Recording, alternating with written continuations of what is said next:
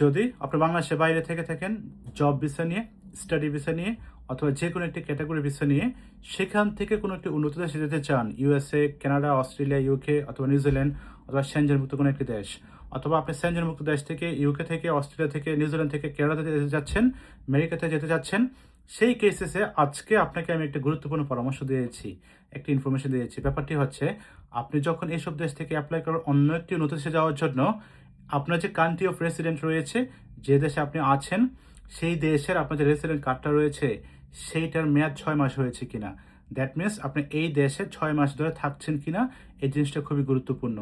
তারপর হচ্ছে আপনি যখন ওই দেশে প্ল্যান করছেন, উন্নত একটা দেশে যাচ্ছেন, ফর এক্সাম্পল আপনি ইউকে থেকে যখন কানাডাতে যাবেন, সেখানে যাওয়ার যে প্ল্যানটা করছেন সেই প্ল্যান থেকে 6 মাস আপনার ভিসার মেয়াদ আছে কিনা, আই মিন ইউকের ভিসার মেয়াদ আছে কিনা, অথবা সেনজেনভুক্ত কোনো একটা দেশের ভিসার মেয়াদ আছে কিনা, অথবা অস্ট্রেলিয়ার কোনো একটা ভিসার মেয়াদ আছে কিনা কানাডাতে যাওয়ার জন্য, এই বিষয়টা আপনাকে গুরুত্ব দিয়ে দেখতে হবে। দ্যাট মিনস 6 মাস প্রিভিয়াস, 6 মাস আফটার, এই দুইটা জিনিস আপনাকে অবশ্যই মাথায় রাখতে হবে।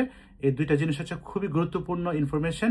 এই ইনফরমেশনটা বেস করে ওরা বুঝে নেবে যে আপনি অ্যাকচুয়ালি হ্যাবিটেন্ট কিনা অথবা হ্যাবিচুয়াল রেসিডেন্ট কিনা। সেই জিনিসটা প্রমাণ করতে পারলেই আপনার ভিসাটা হয়ে যাওয়ার অনেক হাই চান্সেস থাকবে। তারপরে যদি কোনো পরামর্শ থাকে, কোনো জানার বিষয় থাকে, নিচে কমেন্টস করেন, আমি চেষ্টা করবো আপনাকে উপদেশ দেওয়ার জন্য, পরামর্শ দেওয়ার জন্য।